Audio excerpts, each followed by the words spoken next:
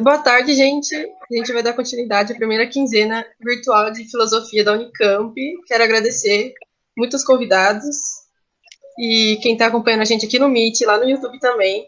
E pedir para todo mundo se inscrever no canal do Café, porque as mesas estão sendo transmitidas por lá e também vão ser disponibilizadas depois da gravação. Então, bom evento para todo mundo. Já passo a palavra para o Saulo, que aceitou mediar essa mesa de pesquisa em metafísica. Então, Saulo. Boa tarde a todos e todas que nos acompanham, seja pelo Meet, seja pelo YouTube. Eu gostaria, primeiramente, de agradecer ao Cafio pelo convite e elogiar a iniciativa, que eu acho que é extremamente importante, seja para os alunos de graduação que estão iniciando a sua carreira, tipo, acompanhar o que se pesquisa, o que se faz em filosofia. Eu acho que é uma oportunidade de ouro. Bom, vamos então dar início à quinta mesa, que é a mesa de metafísica, que contará com as apresentações do Creighton. A apresentação dele se intitula Notas sobre o problema do necessitarismo, distantes interpretações da proposição 33 da Escher de Spinoza, e também contará com a apresentação do Rafael, que a apresentação dele vai se intitular O que significa mundo para o ente que nós mesmos somos, reflexões sobre o conceito de mundo em Heidegger. Eu acho que vou passar a palavra primeiro ao Creighton e eu vou avisar quando estiver faltando 5 minutos para terminar o tempo de apresentação de vocês. E eu acho também melhor a gente deixar as perguntas para o final, assim a gente não atropela a apresentação de ninguém. Então, vai ser isso. E é isso aí. Creighton, é com você. Ok, Saulo. Primeiramente, boa tarde a todos. Gostaria de agradecer à comissão organizadora pelo evento, pela oportunidade de estar apresentando um pouco do meu trabalho, em especial para aqueles alunos que, como eu, tenham um início à pesquisa. Espero que, de alguma forma, o meu trabalho possa contribuir com vocês. É para isso que eu vou me empenhar aqui hoje. Bom, também gostaria de aproveitar o agradecimento para dizer que, em especial, esse evento me toca porque nas outras apresentações eu tive a oportunidade de ter contato com pessoas que tiveram uma trajetória parecida. Parece não fazer muita diferença para alguns, porém, se você se encontra numa situação onde pessoas do seu meio social ou com a sua cultura, com os seus costumes, são raridade na universidade, quando você entra em um evento e você tem a oportunidade de ouvir pessoas que estão em um nível mais à frente, seja no mestrado, seja no doutorado, estarem compartilhando suas experiências e dizer, assim como você, que passou pela experiência de atravessar a cidade de Campinas da periferia até a universidade, quando você vê que os discursos a respeito de raça, a respeito do feminismo, ele é composto agora, não mais só em palavras com esse tema, mas ele é composto por pessoas negras, por mulheres, que, de alguma forma agora, têm a oportunidade, pelo menos, de estar dando voz às suas próprias questões. Eu fico muito feliz de poder estar compartilhando as minhas experiências também num evento como esse, e mesmo a mesa sendo de metafísica, eu gostaria de salientar que essas experiências não se separam da nossa formação. Então, gostaria de abrir, seja para perguntas, seja para compartilhar, ouvir vocês também no final a respeito disso. Eu gostaria de salientar esse quesito. Fico muito feliz de estar participando num evento que tem essa magnitude. Muito obrigado à comissão organizadora do CAFIL. Bom, também não posso deixar de agradecer aquele professor que me orientou nessa pesquisa e pretendemos continuará me orientando nos processos futuros, ao professor Dr. Márcio Augusto Damin Custódio, meus agradecimentos pela sua cativante motivação. Também gostaria de agradecer ao professor Dr. Enéas Forlan pelas orientações, pela amizade, pela disciplina da ética que ele tem oferecido, que tem, muitos daqui, inclusive, participam, tem abrido muito as portas para aqueles que estudam Spinoza e para aqueles que têm uma perspectiva, a entrada de uma perspectiva a respeito da filosofia moderna. O método e a maneira como ele trata a filosofia é muito muito prazerosa e motivante. Bom, finalmente, eu não posso também deixar de agradecer ao financiamento que eu recebi para desenvolver parte dessa pesquisa do Programa Institucional de Bolsa de Iniciação Científica, o PIBIC. Bom, é isso. Os agradecimentos. Vamos então, finalmente, ao tema. Bom, salientando, o meu título para essa apresentação não é propriamente os resultados da pesquisa, até porque ela está em pleno desenvolvimento. O que eu pretendo apresentar hoje são notas sobre o problema do necessitarismo. E essas notas vão tratar de distintas interpretações sobre a proposição 33 da Ética 1 de Spinoza. A primeira pergunta que pode surgir é se Spinoza muitas vezes é considerado um autor antimetafísico. O que faz aqui Clayton apresentando um trabalho na mesa de metafísica? Bom, essa perspectiva ela pode ser, e muitas vezes com razão, com fundamento textual, ser levada a sério se a perspectiva de metafísica for considerada como a ciência do possível. Então, se tomarmos metafísica como aquilo ou aquela ciência em que as essências são encaradas como aptas à existência, aí sim Spinoza precisa realmente ser considerado um antimetafísico, porque a proposta dele realiza uma limpeza nessa noção. Então, não se trata de essências que, de alguma maneira, resguardam a sua existência e, em algum momento, elas passam a existir. Então, se a perspectiva de metafísica for essa, eu concordo, e aí realmente eu teria que assumir o meu engano em colocar um trabalho a respeito de Spinoza em uma mesa de metafísica. Porém, eu gostaria de apresentar uma maneira mais simples de encarar a metafísica, uma maneira em que a metafísica é simplesmente uma tentativa de dar uma descrição geral da totalidade do universo, de maneira que se estabelece todos os tipos de coisas que nós sabemos estar nesse universo e assumindo a posição de que podem existir coisas que nós não temos, pelo menos através da experiência direta, como considerar se elas realmente estão no universo ou não. É através dessa perspectiva mais simples, é através da apresentação desses entes metafísicos, proposto por Spinoza, que eu trato Spinoza como um metafísico. Então, é a partir dessa entrada de metafísica que eu gostaria de estar apresentando esse trabalho.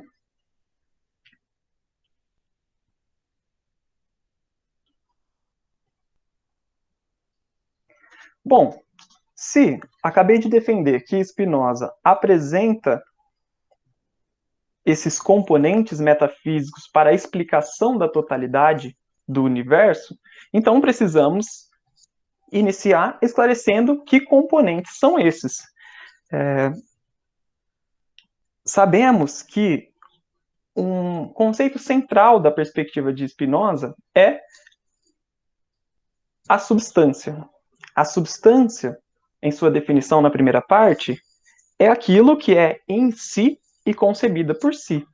Aquela espécie de conceito que não precisa de nenhum outro, nem para ser formulada. Ou seja, ela é tanto por si, quanto ela é concebida por si.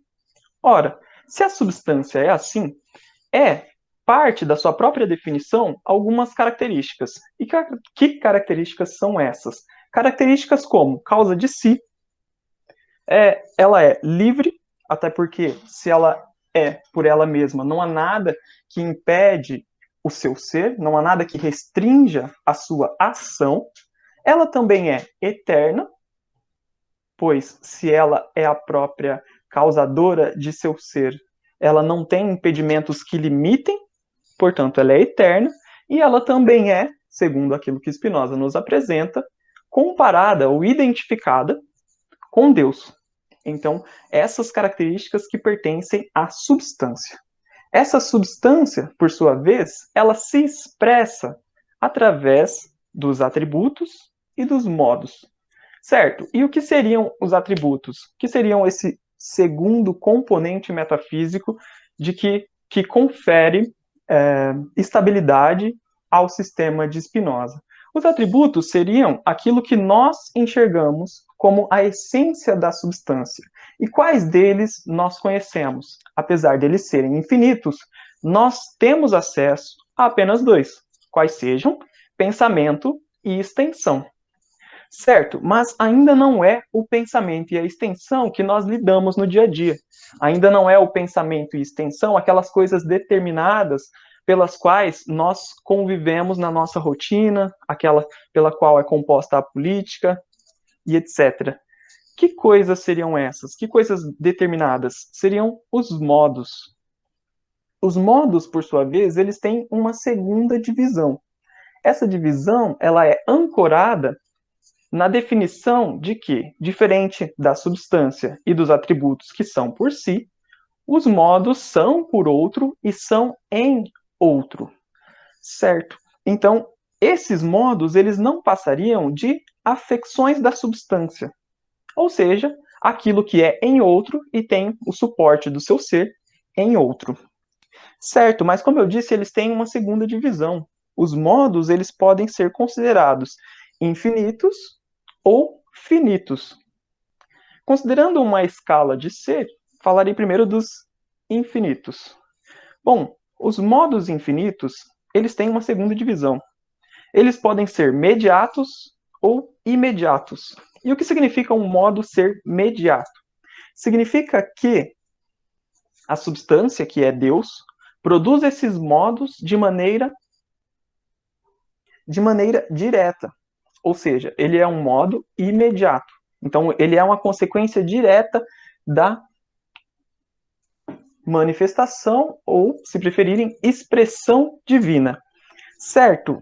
Bom, se a substância nós já identificamos com Deus e nós relembramos que os atributos são pensamento e extensão, um exemplo de modo infinito é, por parte do atributo da extensão, o movimento.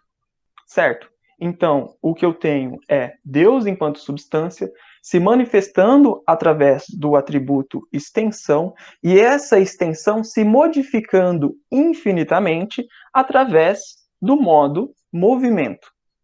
Certo? Os modos mediatos serão aqueles que são expressão divina, mas não diretamente. Eles precisam de uma mediação. E que espécie de mediação seria essa, no caso da extensão, já que nós seguimos com esse exemplo? Seria a forma total do universo.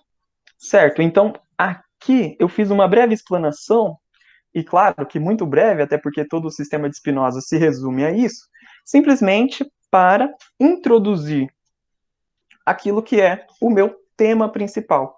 E qual é o meu tema principal? É simplesmente como acontece essa expressão. Bom, se Deus é a substância, ele se manifesta através dos atributos, e os atributos, por sua vez, condicionam os modos infinitos, e os modos infinitos condicionam os modos finitos. Em outras palavras, se Deus se expressa através das leis da natureza, e as leis da natureza condicionam a ordem e o funcionamento das coisas finitas, das coisas que acontecem na nossa realidade, e aí eu estou me referindo aqui à realidade tátil, a realidade que nós encaramos todo dia ao levantar e trabalhar e etc. Como se dá essa expressão?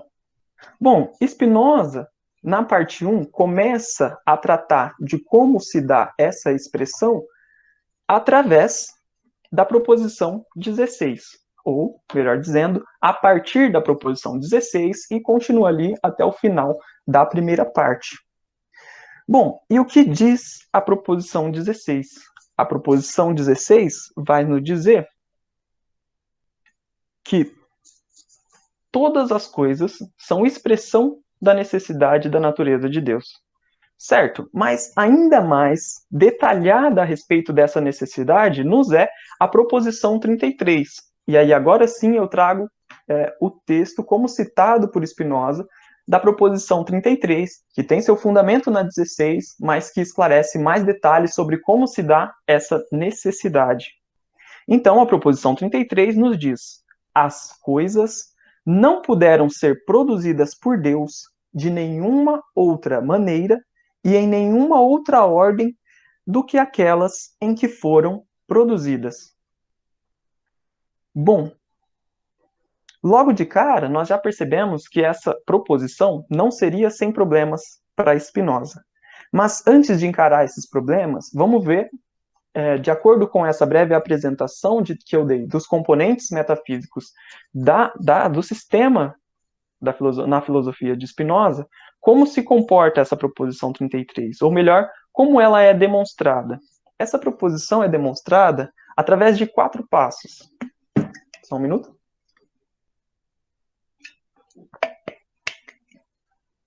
E quais são esses 4 passos?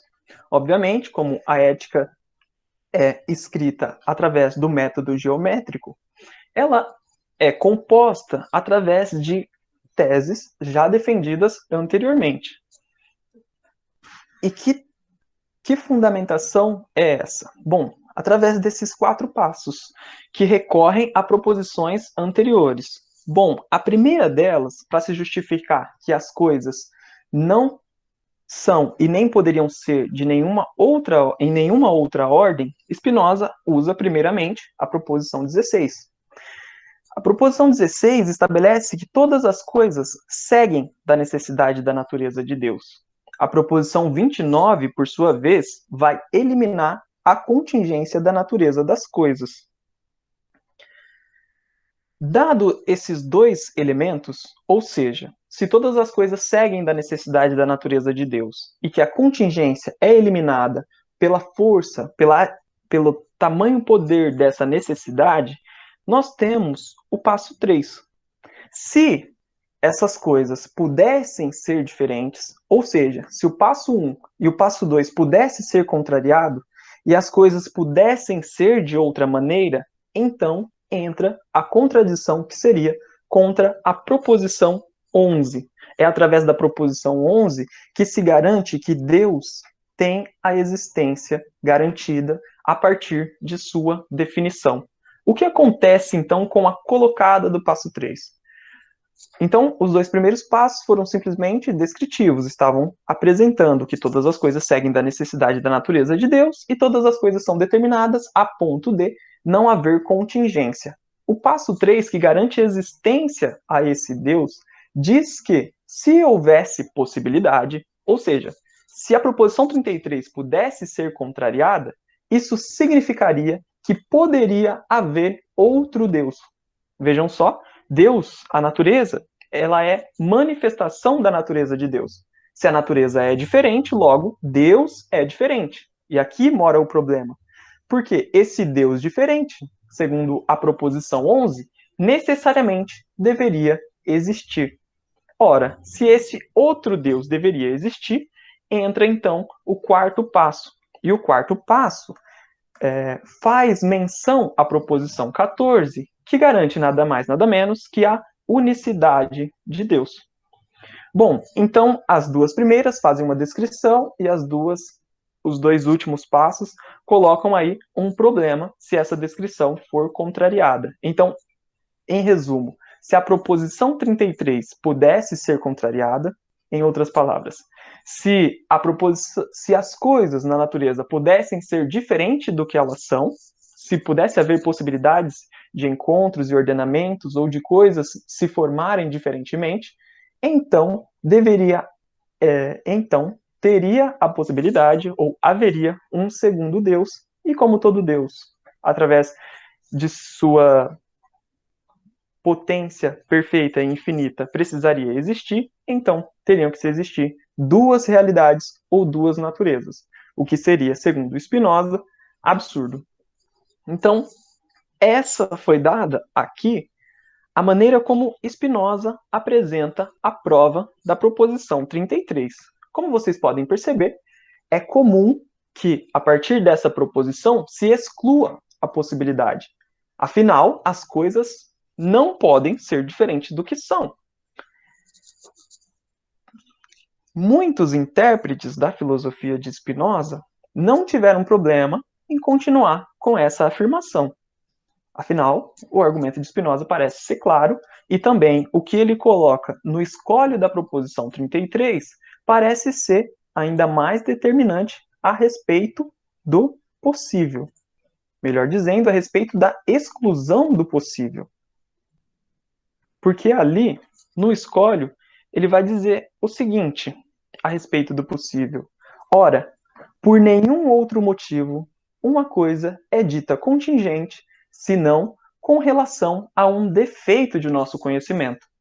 Tal coisa nunca pode ser vista por nós como necessária, nem como impossível, e por isso chamamos-la ou contingente ou possível.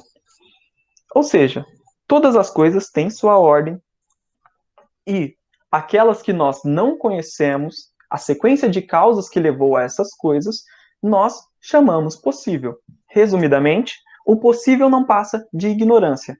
Essa foi a compreensão standard da perspectiva de Spinoza, sobretudo através da interpretação da proposição 33.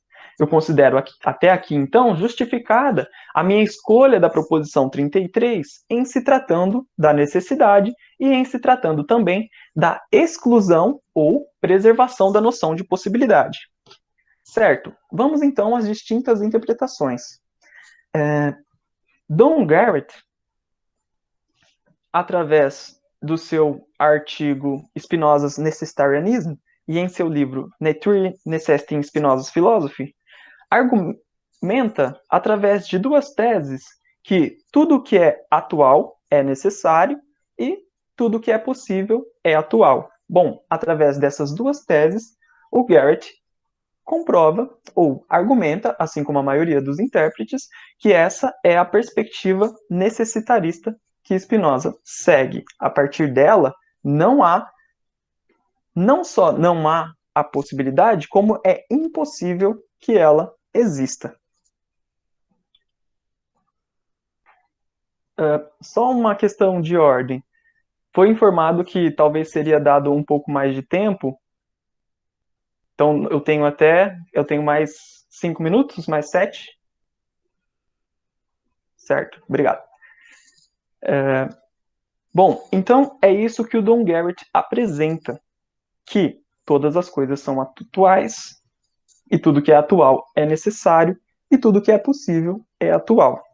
Entretanto, uma série de problemas se colocam a essa perspectiva estritamente necessária, ou seja, a essa perspectiva que elimina a possibilidade.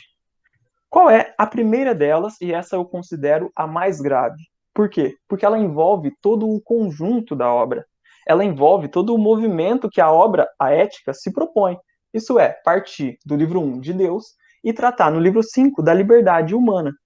Pois, na proposição 42, cito Spinoza, se agora parece árduo o caminho que eu mostrei conduzir a isso, contudo, ele pode ser descoberto. Ora, como trataremos de algo que é estritamente necessário, onde se apresenta um caminho? Pior ainda, onde se apresenta, além de um caminho, o que pressupõe que exista um caminho diferente, que esse caminho pode ou não ser descoberto. A própria palavra pode parece já reabilitar uma noção que anteriormente, pela proposição 33, pareceu excluída. Além disso, ele afirma, no axioma 1 da Ética 2, que a essência do homem não envolve existência necessária. Ora, se tanto pode existir que este ou aquele homem exista ou não, onde está a necessidade que já determinaria tudo?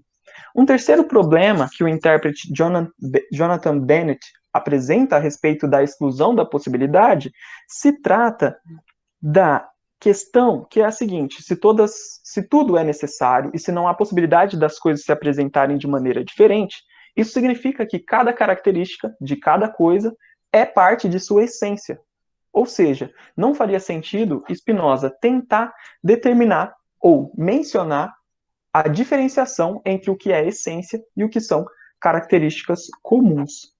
Certo? Apresentada essa primeira perspectiva, eu finalizo apresentando uma segunda proposta de que visa a preservação da possibilidade. Não mais uma perspectiva estritamente necessária, como Don Garrett tentou fundamentar, mas agora uma perspectiva que tenta salvar a perspectiva de que as coisas possam se organizar de maneira diferente. E por quem é dado esse passo inicialmente? Ao professor Edwin Curley, através de seu livro Spinoza's Metaphysics, de 1969, mais especialmente porque trata especialmente do artigo escrito pelo Garrett, Spinoza Necessitarianism Reconsidered. E quais são os dois pontos fundamentais que o Curley, junto com o Walsky, apresenta para contrariar o argumento do Garrett? E assim, fechar essa interpretação do necessitarismo como inconsistente. Ele apresenta, primeiro, o próprio escolhe da proposição 33, mais adiante, que vai apresentar que as coisas são necessárias por duas vias, ou através de sua essência, ou através de suas causas. Ele vai afirmar que aquilo que trata a proposição 33 seria das coisas que são necessárias somente a partir de sua essência. Aquelas coisas que tratam de modos finitos ou de coisas que são palpáveis e finitas, elas não entrariam no jogo da proposição 33.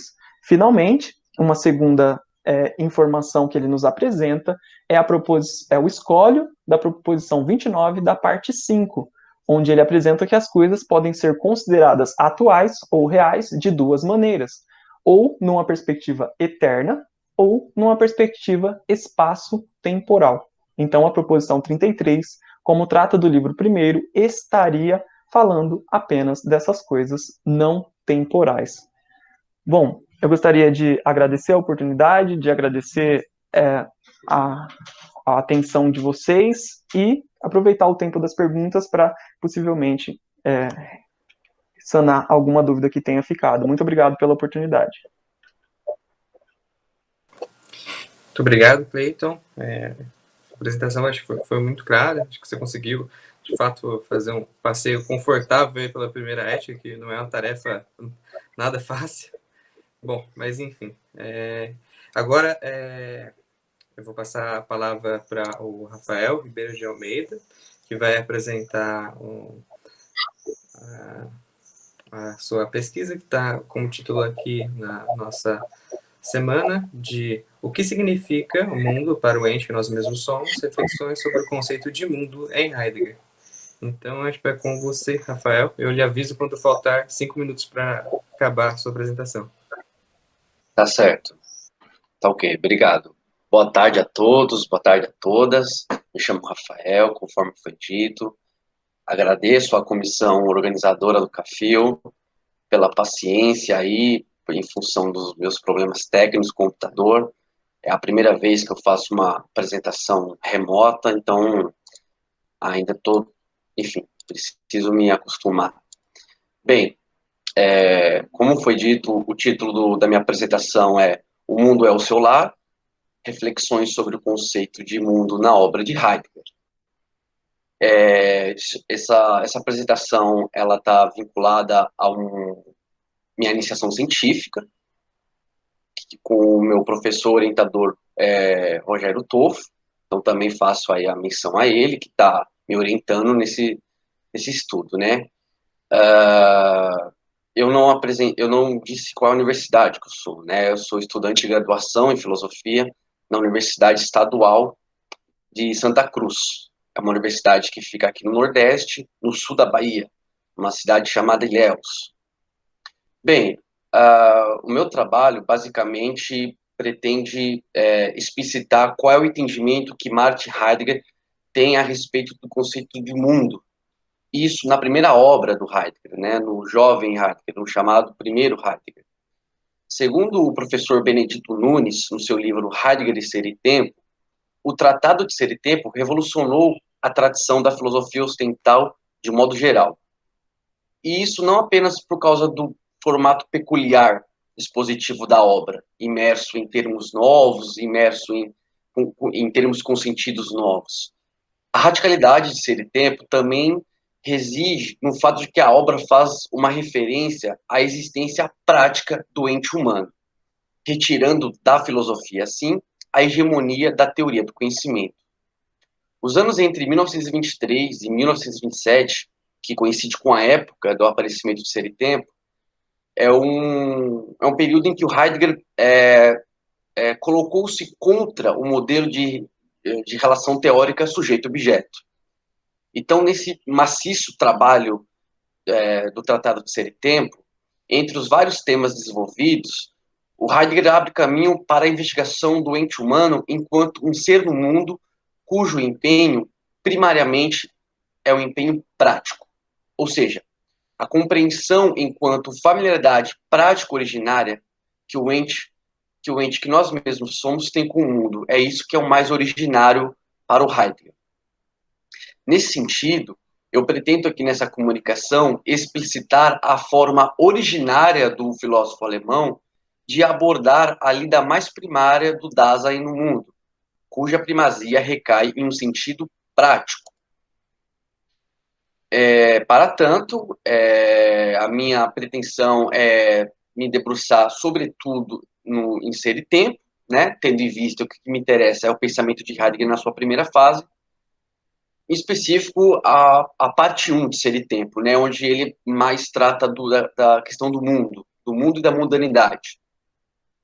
Para Heidegger de Ser e Tempo, o mundo que preliminarmente se apresenta ao Dasein e com o qual ele se relaciona não é o de ordem teórica, no sentido de uma relação cognoscitiva, mas sim é o da praxis cotidiana. E esse aqui é o desafio, deixar isso menos obscuro. Bom, ainda como início da minha comunicação, eu gostaria de trazer à tona a definição de um termo central aqui para o meu trabalho, que é o termo prático, prática. O que significa prática? O que caracteriza algo como prático? Tendo em vista que a palavra em questão comporta um sentido extremamente amplo e por isso mesmo vago, em primeiro lugar, se faz necessário uma delimitação do que se deve entender por prática quando aqui eu me valer desse termo, né? Que é um termo-chave para o escopo aqui da minha comunicação.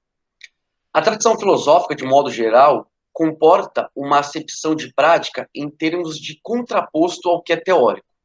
Por exemplo, conceito, proposições, ideias, sistemas poderiam ser tomadas como algo do âmbito prático, do âmbito teórico. E, por outro lado, a aplicação, a ação concreta desses conceitos e dessas ideias estaria mais no âmbito teórico. Aliás, no âmbito prático, né? Fiz uma confusão aqui, mas a ideia é mostrar que, como a tradição filosófica, de modo geral, tem uma polarização bem distinta do que é prático e do que é teórico. Porém, qual a definição específica que aqui eu me utilizo quando me refiro com o termo prático?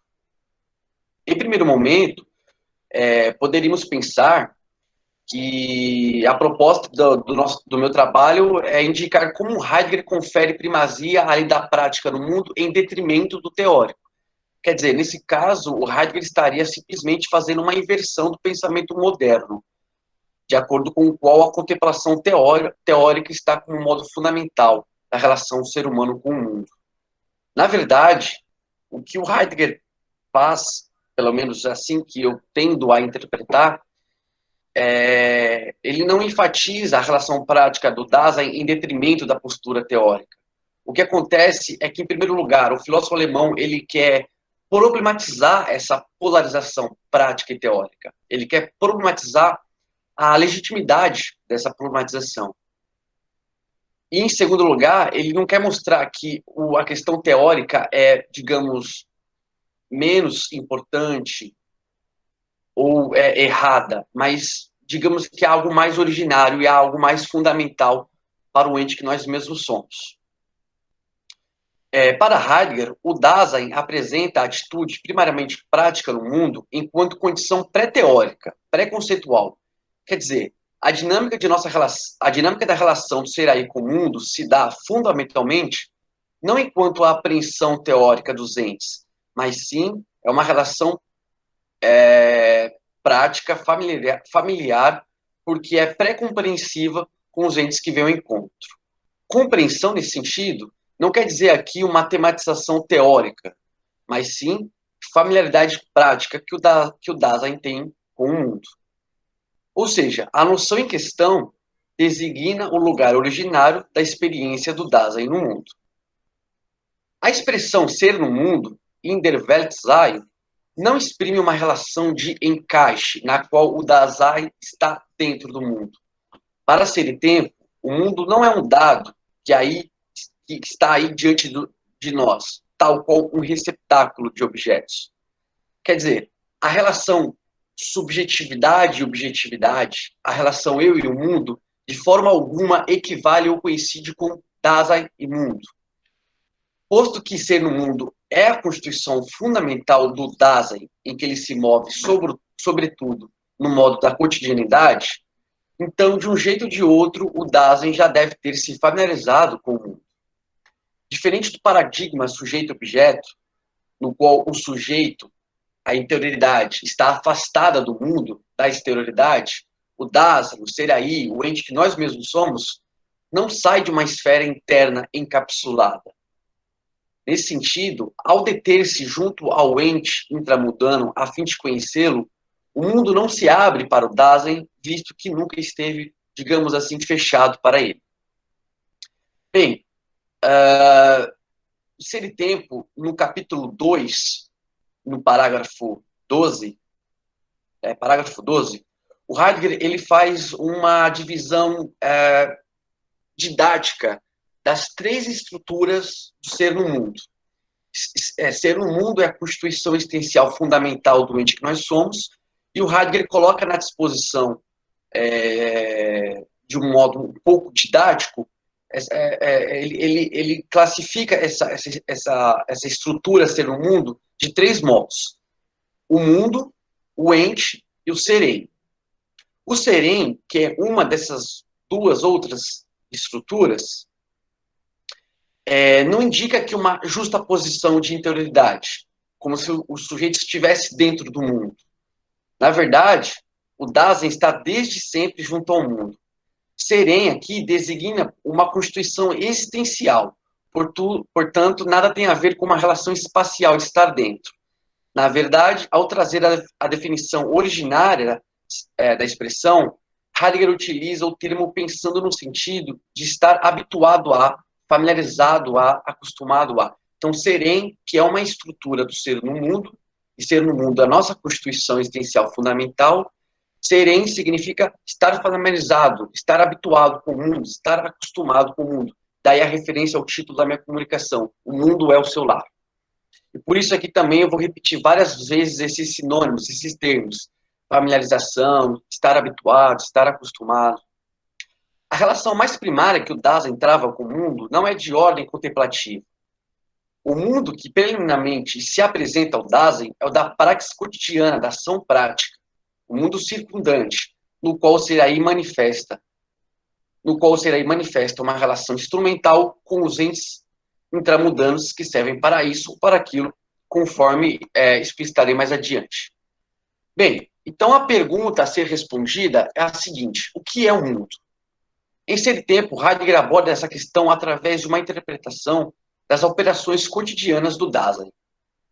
Considerar o ser no mundo cotidiano é o mesmo que considerar o seu modo de lidar com os entes intramundanos, isto é, o modo de lidar com os entes que estão dentro do mundo. O ente que nós somos é chamado pelo Heidegger de ser no mundo, por isso que é um ente existencial. Os entes que estão dentro do mundo são chamados por Heidegger de categoriais. O autor traz à tona o mundo mais próximo do Dasein sob o título de mundo circundante, Umwelt. No mundo circundante, o Dasein desenvolve determinado tipo de relação caracterizado por Heidegger como ocupação no manuseio e uso. Assim, o Umwelt, tão central em Ser e Tempo, diz respeito ao mundo à nossa volta, ao mundo familiar ao Dasein, em que ele de alguma forma compreende.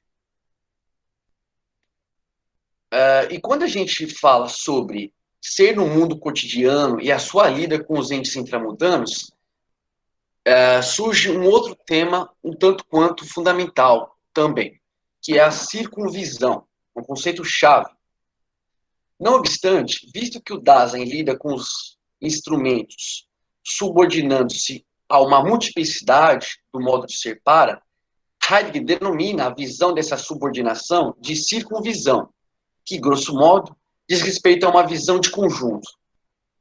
Daí o lugar do olhar prático, que pode estar relacionado a essa circunvisão, porque trata-se de uma visão que circunda, abrange, abarca, uma visão guiada pelo conjunto.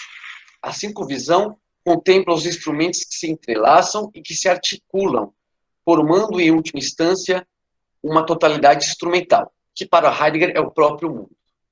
Outro tema importante, quando o assunto é a lida com a serventia dos entes que estão dentro do mundo, é o termo compreensão, que em alemão é Verstehen. Eu falo aqui o termo em alemão porque o Fausto Castilho, na tradução recente que ele fez, ele escolhe a palavra português entendimento. A Márcia de Sá usa o termo compreensão. Eu vou ficar com o termo compreensão, caso seja necessário, eu faço minha justificativa após a apresentação.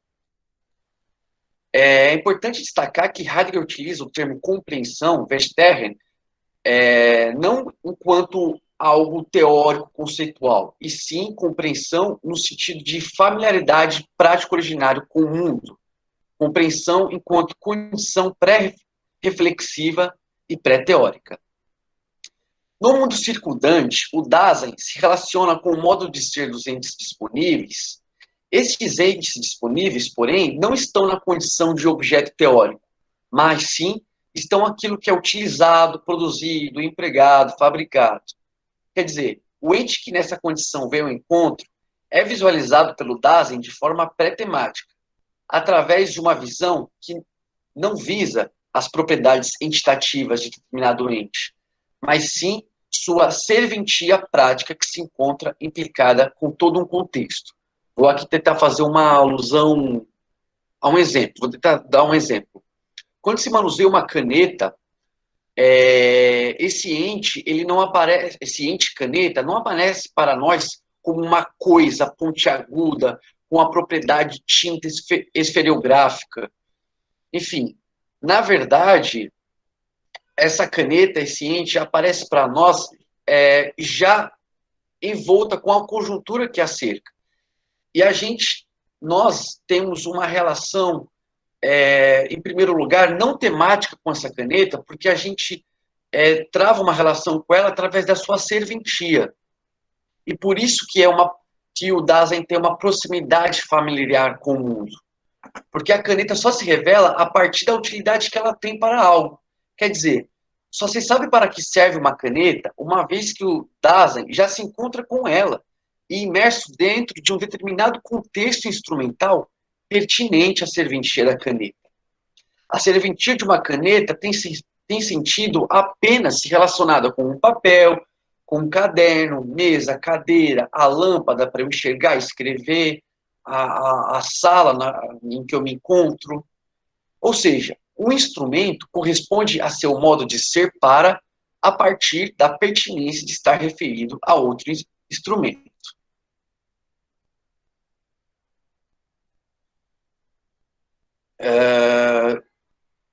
Na segunda parte da minha comunicação, a segunda e última parte da minha comunicação, eu gostaria de evidenciar que a primazia da postura prática do Dasein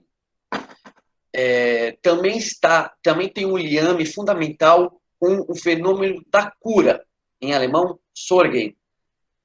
O Fausto Castilho, se eu não me engano, ele traduz Sorgen como cuidado. A Márcia de Sá, que é a tradução que aqui eu estou me baseando, traduz Sorgen por cura. Com a explicitação da cura, que é a estrutura mais elementar do Dasein, destaca-se a atitude do ente que nós mesmos somos como primariamente prática, e não cognitiva ou teórica. E aqui eu gostaria de trazer uma citação do Ernest Stein, no livro dele chamado 6 Estudos sobre Ser e Tempo. Abro aspas.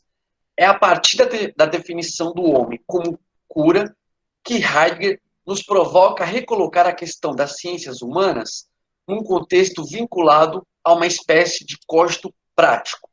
Fecho aspas. Nota-se, assim, como a perspectiva heideggeriana, ao se debruçar sobre a atitude do ente humano para com o mundo, diferencia-se radicalmente de uma perspectiva que confere primazia à atitude cognitiva ou teórica. Em sua essência, o ser no mundo é cura. Isso equivale a afirmar que a cura é a totalidade originária mais básica da estrutura do Dasein. E aqui trago outra citação de Emil Stein do seu livro Seis Estudos sobre Ser e Tempo. A cura define o homem como ser no mundo em sua estrutura prática. Então, mais do que uma interpretação extremamente autoral minha de enxergar a atitude prática como preponderante, eu estou aqui me baseando e corroborado no Emil Stein, especificamente nesse livro dele, Seis Estudos sobre Ser e Tempo, que ele chama atenção para isso, que o Heidegger coloca a perspectiva, ele traz uma perspectiva prática. E isso tem algum viés de novidade na época do filósofo alemão. Heidegger toma a cura como primazia mais elementar do Dasein. Primeiramente, isso pelo fato de o Dasein estar ligado a ela enquanto existir, que aqui podemos traduzir como a constatação de que o ente que nós mesmos somos comporta-se com seu ser, colocando-o em jogo. Em vista disso, a essência, então, deste ente que nós somos, só pode consistir em ter de ser, ou melhor, em ter de existir. Neste raciocínio, este ente não possui uma natureza primordial, fechada de antemão, já que sua essência, na medida em que se possa falar de essência tratando-se de Heidegger, consiste precisamente na interação cuidadosa deste ente com seu ser. A totalidade estrutural do Dasein se desentranha como cura. Nela, se tem a relação mais originária entre Dasein e seu ser, tendo em vista que a análise desse ser, segundo Ser e Tempo, tem como fio condutor a existência. Quer dizer, o Dasein é o que está em jogo em seu próprio ser. Além disso, observa-se que essa primazia da cura emerge diante de e contra uma concepção que considera o homem como animal racional, na qual ele é aprendido como composto de corpo e espírito. Então, de novo, aqui chamando a atenção para o livro Seis Estudos, Ser e Tempo, do pesquisador e do eminente intérprete brasileiro de Heidegger, o Emil Stein, ele fala que o Heidegger se contrapõe... Perfeito, Saulo. 5 minutos.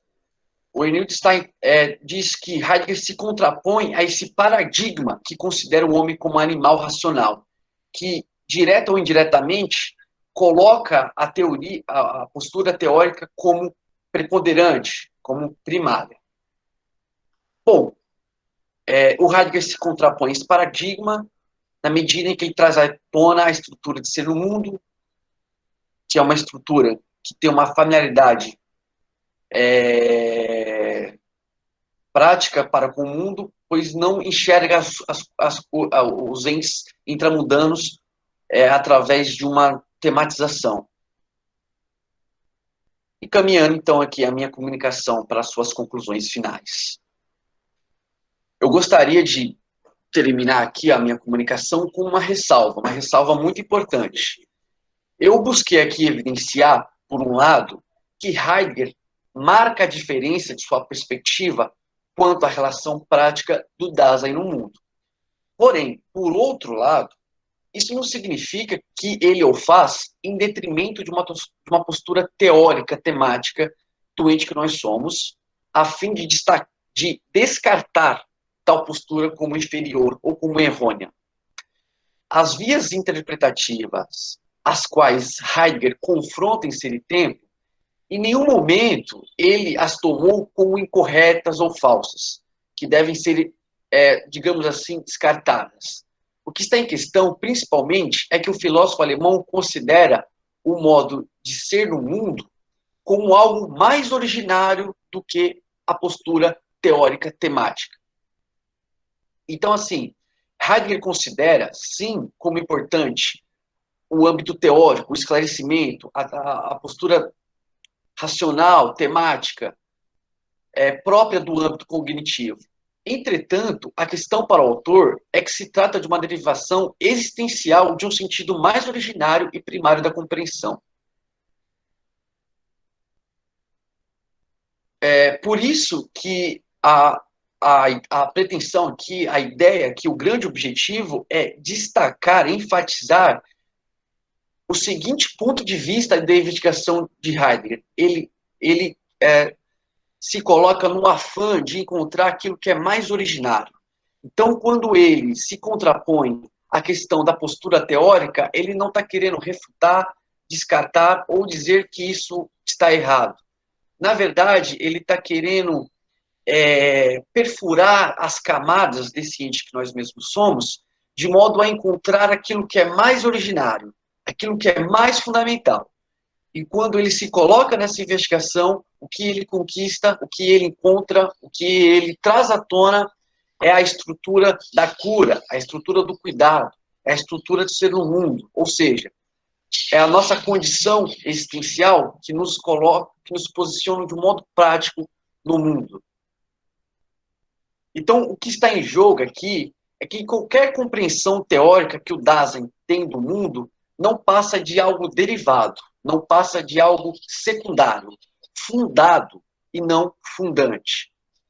A compreensão pré-teórica do Dasein, numa palavra, é mais originário do que qualquer conhecimento cognitivo teórico.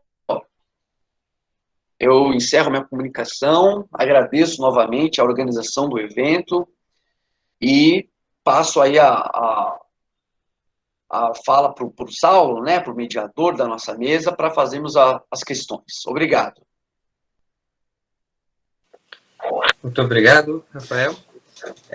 Eu vou fazer o seguinte, vou fazer alguns comentários gerais a respeito das apresentações, algumas perguntas, e depois eu abro para as perguntas de quem estiver nos assistindo e tudo mais. Bom, vou começar por ordem aqui, pela apresentação do Cleiton.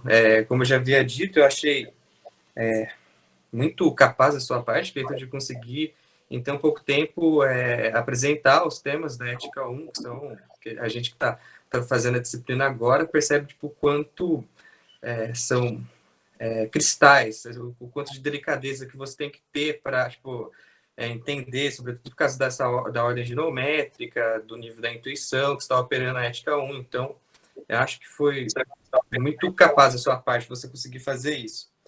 Uma questão que é muito engraçada, que uma vez eu levei, inclusive, para o professor Damin, a respeito da Ética 1, que para mim um tanto quanto bizarro, acho que vai justamente ao encontro desse modo spinosiano de pensar como a realização de toda a potencialidade. Que, enfim, em determinado momento, isso na edição dos Pensadores, tipo, aparece uma nota de rodapé, ele está comentando sobre tipo, as composições imaginativas. E aí, por exemplo, ele dá o exemplo da quimera.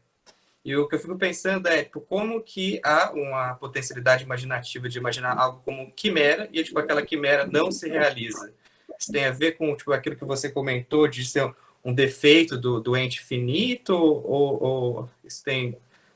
Enfim, ou isso está em uma outra ordem ali, tipo, quase tipo cartesiano, uma divisão entre a categoria da extensão e a categoria do intelecto.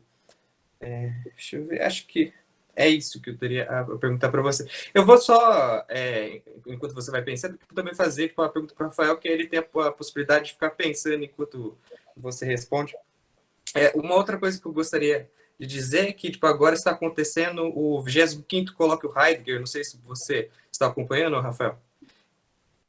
Então, estou sim. Então fica a dica para quem estiver nos assistindo, tem tipo, apresentações muito boas do professor Loparic, do professor Giacoi. E tem uma coisa que eu acho muito engraçada, tipo, quando eu fui para a apresentação, tipo, eu li algumas coisas do Heidegger, eu li uma coleção da Oxford, que eu indico para qualquer pessoa que quer se deparar com um filósofo, chama Very Short Introductions. Então tem uma do Heidegger, que inclusive acho que é o editor do Oxford Companion do Heidegger que edita. E tem uma coisa que ele comenta que para mim é bastante interessante, que ele vai fazer uma volta ao tipo, que é isso da filosofia e vai tratar a filosofia do Heidegger como uma potencialidade de perscrutar o ente, ou seja, de interrogar o ente para saber tipo, o que é doente. E tipo, na sua apresentação, onde você tentou salientar essa divisão que é cara para o Heidegger entre tipo, teoria e prática, o que eu fiquei com mexão é a respeito justamente de, tipo, de como o Heidegger entende a filosofia dentro dessa divisão.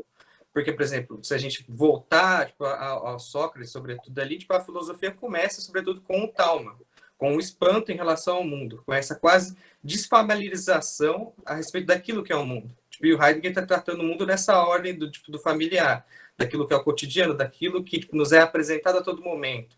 Essa relação como você tipo, colocou no seu exemplo em relação à caneta, de utilidade das coisas que estão ali, não de uma interrogação a respeito do que é aquela coisa, que seria tipo, algo faz mais parte da ordem teórica. Aí, nesse sentido, eu gostaria que tipo, você comentasse tipo, como que tipo, Heidegger enxerga a filosofia dentro dessa dicotomia de teórica prática. Enfim, bom, mas eu vou dar a palavra áudio para o Cleiton e depois você pode responder e a gente vai ouvindo as perguntas de quem está nos acompanhando aqui pelo Meet e pelo YouTube.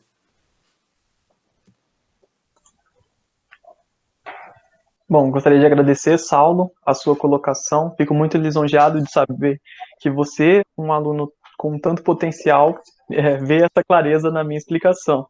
É claro que eu sei que ainda tem muito a melhorar, com certeza reconheço, mas preciso admitir que ainda tem muitas falhas, tem muitas coisas que eu percebo e coisas que eu ainda não percebo, falhas na minha perspectiva, que ainda está no início de ser construída, poucos anos ainda de pesquisa. A sua pergunta ela é muito pertinente e eu aproveito, inclusive, para fazer uma propaganda, que essa tem sido a questão do nosso grupo de estudos, formados por mim e pelo colega Luiz Alves Oliveira, mestrando aqui na Unicamp, e que tratou na última reunião justamente a respeito dessa pergunta, né? Que espécie de verdade abarca a perspectiva da imaginação? Ou seja, que espécie de verdade dá suporte àquilo que nós não encontramos na realidade, mas nossa mente formula como existente? Para responder essa questão, eu acho que o aporte textual onde nós é mais claro, ele trata inclusive com esses termos, a questão da quimera, a questão do ente fictício, são os livros iniciais do Cogitata Metafísica, ou Pensamentos Metafísicos, escrito pelo Spinoza. Ali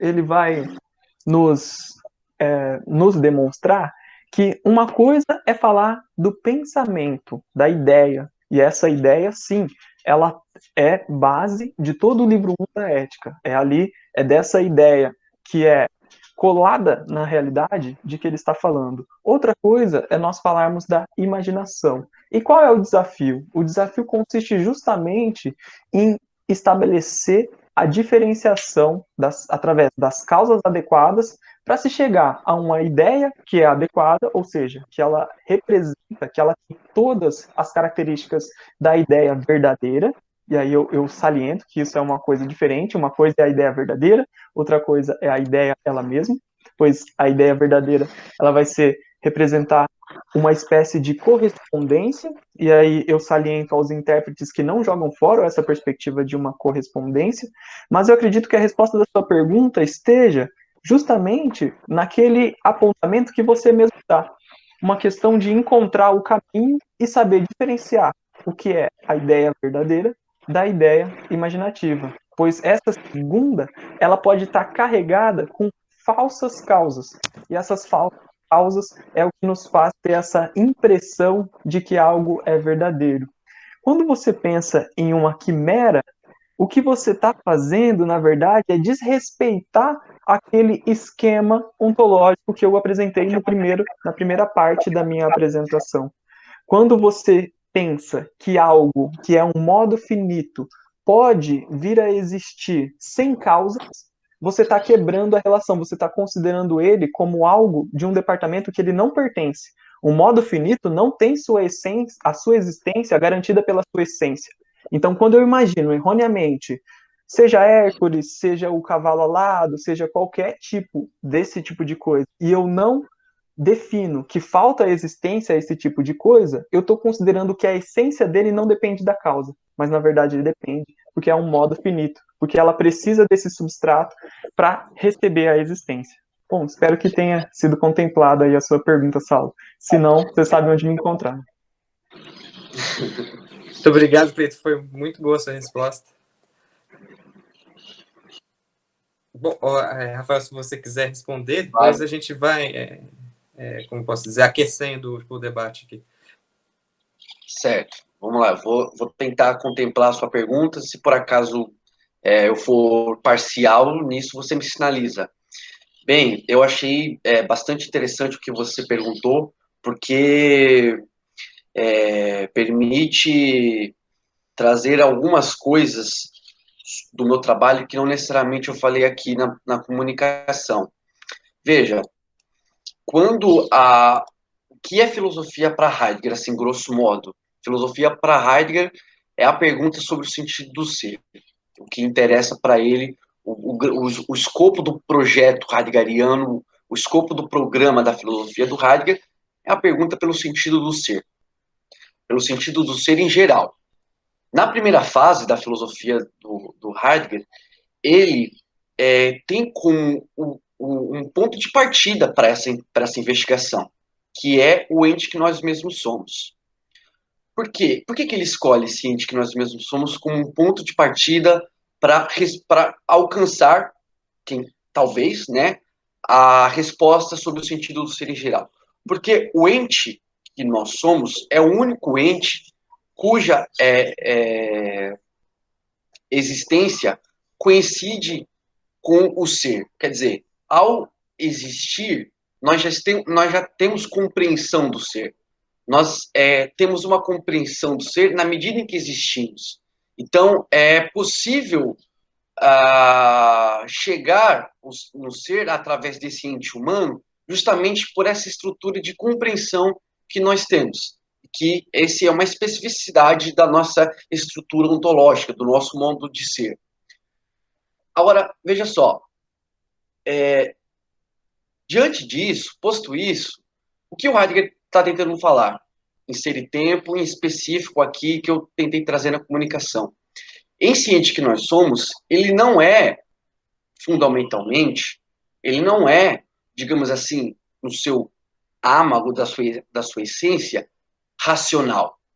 Ele também é racional. Só que há algo de mais originário e mais fundamental do que isso, do que a postura racional, que é a lida que ele tem, a lida prática que ele tem com o mundo, com os entes que estão dentro do mundo. Eu vou trazer aqui um exemplo. A arte rupestre, por exemplo. A arte rupestre diz respeito a uma humanidade que não é considerada como animal racional. Eles eram desprovidos do que hoje nós, ocidentais, temos como postura teórica racional. Só que mesmo desprovido dessa perspectiva antropológica de homem como animal racional, eles também tinham, nossos ancestrais, eles também tinham uma compreensão do mundo. Mesmo sem a ciência, eles também tinham uma certa relação com o mundo, registrado, por exemplo, na arte rupestre, na arte que eles fizeram, né? Aliás, que nós chamamos de arte rupestre. Porque o que está em jogo é o seguinte: um cientista e um pescador, eles não têm uma condição de hierarquia quando o assunto é conhecimento. Por quê? Porque tanto o cientista quanto o pescador, eles têm uma compreensão do mundo. Eles têm uma familiarização do mundo desde sempre. Eles desde sempre desencobriram o mundo. Então, o que o Heidegger está dizendo é o seguinte: fazer um reducionismo do nosso modo de ser como racional, como uma postura teórica, é algo, digamos, insuficiente, porque há uma estrutura mais originária, há algo mais fundamental de trazer à tona. Bom, por hora é mais ou menos isso que eu tenho para responder. Muito obrigado, Rafael. Eu vou abrir para as questões dos ouvintes. Aí, se ninguém tiver mais questões, eu faço mais também. Alguém teria alguma questão? Acho que o microfone para os participantes aqui do Meet está aberto. Se alguém quiser mandar alguma pergunta pelo YouTube também, fica à vontade.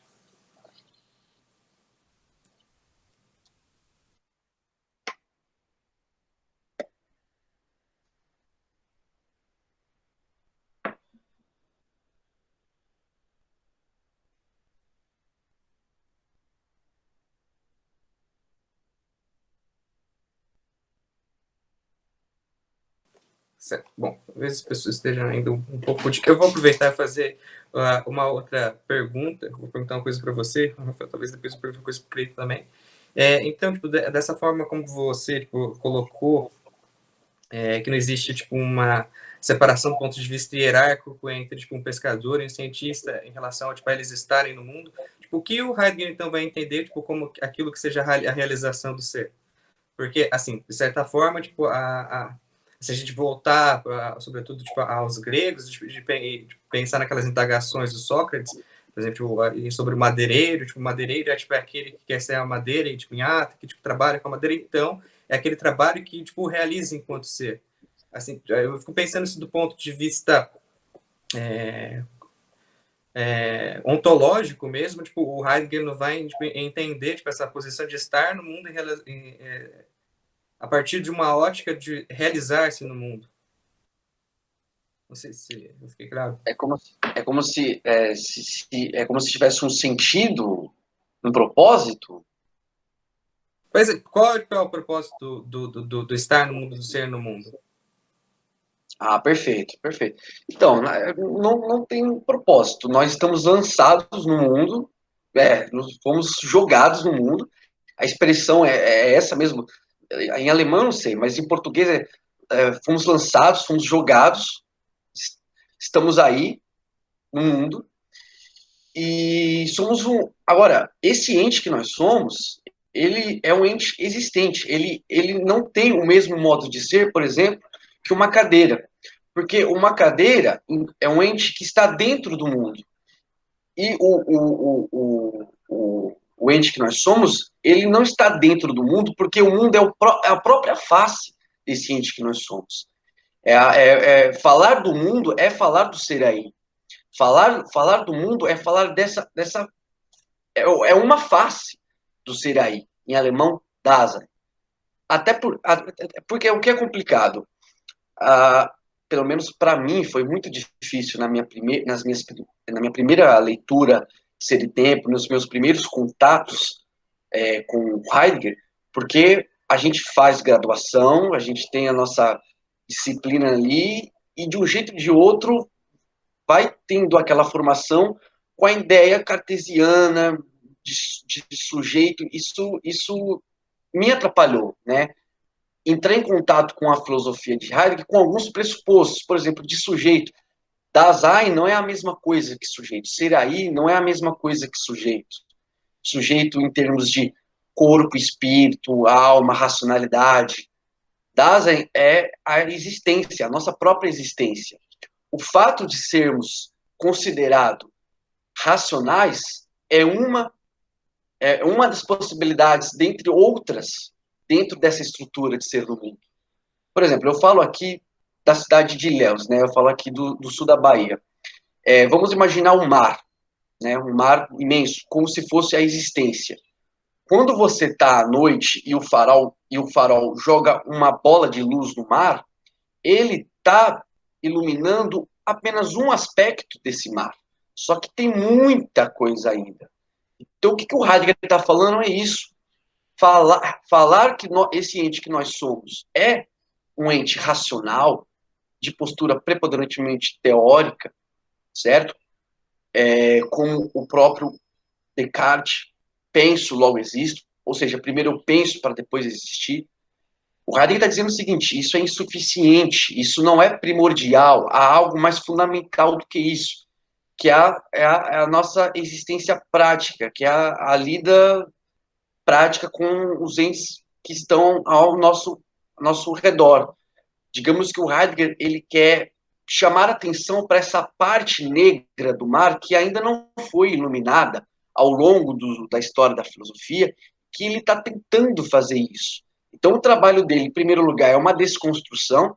Ele quer desconstruir essa ideia enrijecida e petrificada de homem racional, enfim, e ele quer trazer à tona estruturas mais fundamentais no que diz respeito à ciência que nós somos, que é enfim, que é essa lida no mundo, que é que é, digamos assim, a estrutura cuidado, por exemplo, diz respeito à preocupação que nós temos com a nossa existência, com a própria lida com a nossa existência. Mais ou menos isso.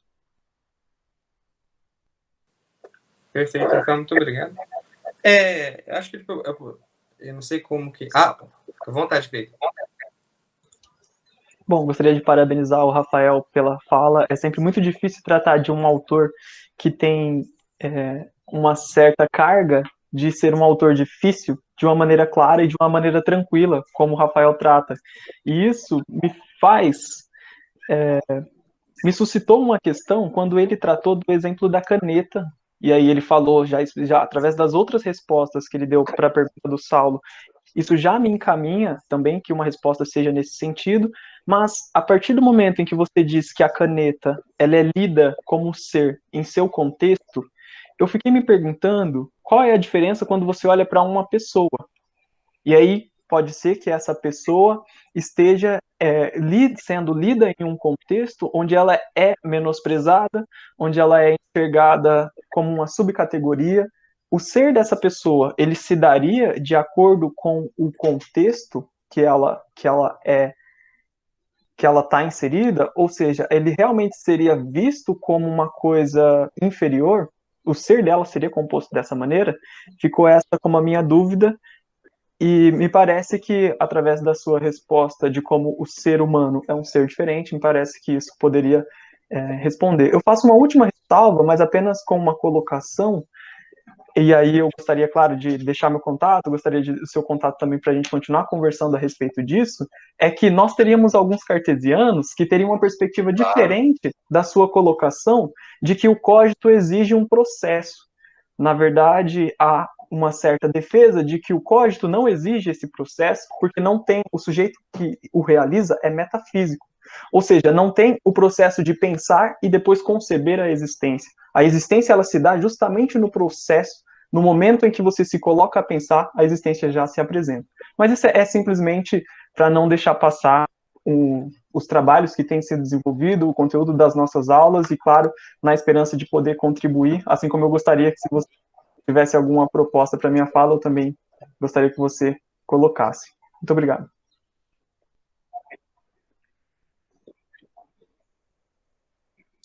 Bom, obrigado, Cleiton. Muito obrigado pelas suas considerações. Eu também aqui elogio a sua comunicação, principalmente pelo rigor conceitual que você teve, né? Nós, estudantes de filosofia, acho que o tempo todo a gente fica atrás disso, né? De ter rigorosidade com conceito, com interpretação. E eu acho que você deu bastante bom disso. Então, parabéns também à sua apresentação. E pela pergunta, vou tentar contemplar, vamos ver se eu consigo dar conta. Começando pelo exemplo que você se referiu, né, da caneta. Na verdade, foi um exemplo que eu coloquei na minha fala e você fez essa missão, né? Eu vou trazer um exemplo tentando me exprimir de outro modo. Quando a gente pensa, por exemplo, num determinado trabalho do pintor Van Gogh, que é o Quarto de Arles, né, que enfim, é até um pouco conhecido aquela imagem, tem vários objetos ali, né, naquele quarto, e nenhuma pessoa, não tem nenhuma pessoa. Tem uma cama, uma cadeira, uma mesa. Veja, mas para fazer uma interpretação, digamos assim, heideggeriana, e aqui eu já, enfim, talvez eu esteja cometendo alguns equívocos, porque eu estou tentando ser menos formal, digamos assim. Quando a gente vê aquele quadro, uma cadeira, uma cama, ali, em última instância, o que está em jogo é a própria imagem do Van Gogh enquanto pessoa. É o próprio ser dele que está ali em questão, mesmo sem ele aparecer. Por quê? Porque o quarto, a cadeira, a mesa, a janela, os quadros, tudo isso só tem sentido com relação ao Van Gogh, com relação à pessoa que usa essas coisas, com relação à pessoa que trabalha nessa mesa, que dorme nessa cama. Quer dizer o seguinte, uma caneta, ela só tem sentido enquanto envolvida com outros entes intramundanos, papel, caderno, que, em última instância, está ligado a um projeto existencial de uma pessoa, sei lá, ser estudante de filosofia. Então, é como se as coisas tivessem uma subordinação para nós. Elas têm a serventia. E isso, para o Heidegger, é o próprio mundo. É por isso que eu trouxe aqui à tona o quarto de Arles, do Van Gogh, porque aquilo é o mundo do Van Gogh, aquela imagenzinha, aquele retrato, aquele quarto específico, restrito, aquilo já traz à tona o mundo do Van Gogh, entende? Então, nesse sentido que o mundo é uma própria face do ente que nós somos, porque aquele quarto, aquela cama, aquela cadeira, eles dizem respeito a uma pessoa específica com um determinado projeto de existência. Se não fosse o Van Gogh, e se fosse, sei lá, outra pessoa, a cama seria diferente, os quadros seriam diferentes, a cadeira, entende? Porque seria um outro projeto de existência que estaria em jogo. Então, não é que, digamos assim, não é que nós, entes existentes, somos superiores aos entes que estão dentro do mundo, as coisas. Mas é que elas só estão dentro do mundo para, digamos assim, para nossa serventia. Uma cadeira, ela só aparece, ela só vem à tona, ela só surge quando, em primeiro lugar, um ente existente, um Dasein, um ser aí, quando ele tem um mundo, e aí no interior do qual essa cadeira se encontra. Então, em última instância, é um projeto de existência que é mais importante do que isso. Entende? Com relação ao René Descartes, bem, ser e tempo, ele é um dos autores que o Heidegger mais bate em ser e tempo, que é o Descartes. Eu não sou um estudioso assim profundo de Descartes. Achei bem interessante isso que você falou do cogito enquanto processo, né? Não é uma coisa dada que, enfim, surge assim no abrupto, mas eu não teria muitas condições de entrar na economia interna aí da filosofia de Descartes. Mas, para falar de um modo bem superficial, o problema do Heidegger para com o Descartes, entre outras coisas, é que o Descartes coloca como pressuposto esse homem teórico, essa racionalidade, a existência só vem depois, entende? Bom, e uma questão que eu gostaria de colocar para você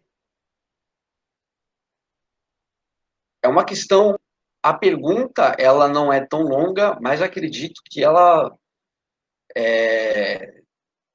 esteja implicada com coisas complexas, que é o seguinte: tendo em vista a exposição que você fez, o que é filosofia? Como a gente pode definir filosofia segundo Spinoza? O que é filosofia para Spinoza?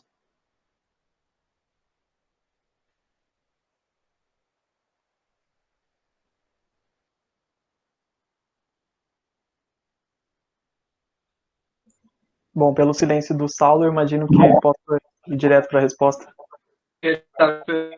Desculpa.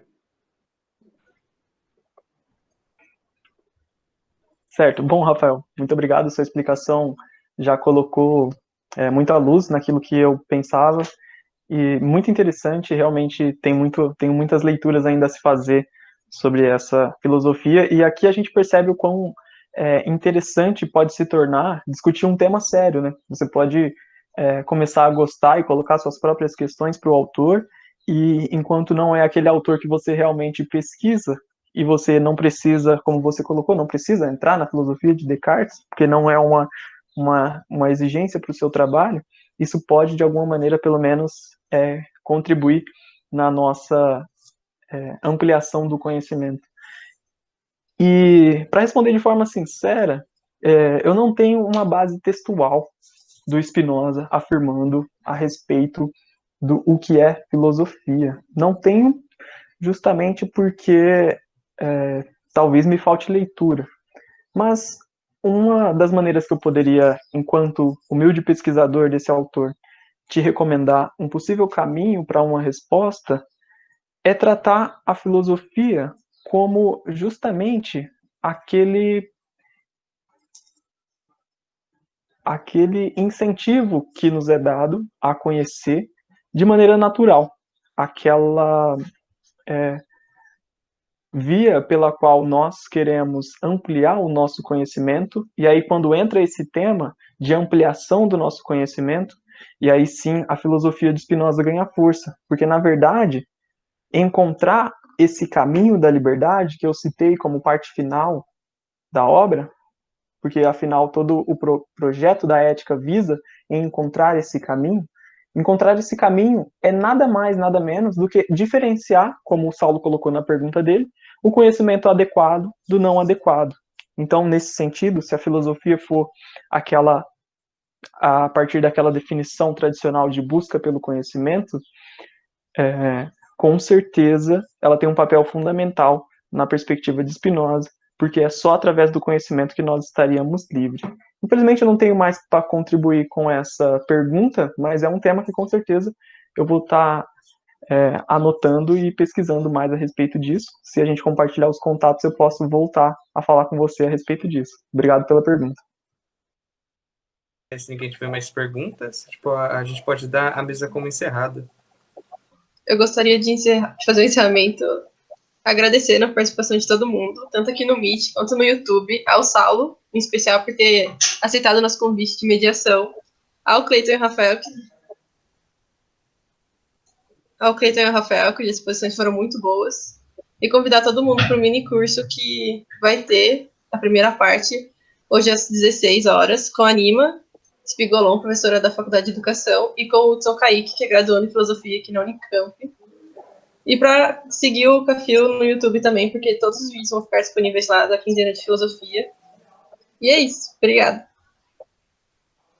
Eu que agradeço pelo convite, agradeço a todos os membros da mesa, as apresentações foram realmente muito boas, eu gostei bastante do debate, acho que a gente conseguiu fazer uma comunicação muito boa, e é isso. Bom, muito obrigado aí, ó, vocês organizadores. Eu acho, na minha visão de comunicador, a organização de vocês está ótima. Vocês já mandaram o caderno de resumos, o link, tudo antecipadamente, isso ajudou bastante. E a assistência também no Facebook e no e-mail fez bastante diferença. Muito obrigado aí mais uma vez. Também gostaria de finalizar colocando meus agradecimentos à organização do Cafio, ao Saulo, que mediou a mesa muito bem. Agradecer a companhia do companheiro Rafael. Espero que uma maior comunicação se estabeleça entre a gente para nós continuarmos aquilo que começamos aqui, trocar conhecimento. E obrigado pela oportunidade que o Cafio ofereceu para mim, enquanto aluno, enquanto iniciante na pesquisa, estar podendo expor uma parte do meu trabalho que ainda está em ascensão. Muito obrigado também aos ouvintes. Até breve. Gente, só queria fazer uma correção. O mini curso ele vai ser às 18. Vai ser hoje e amanhã, e segunda-feira vai ser a última parte dele. E é só isso. Obrigada novamente e até.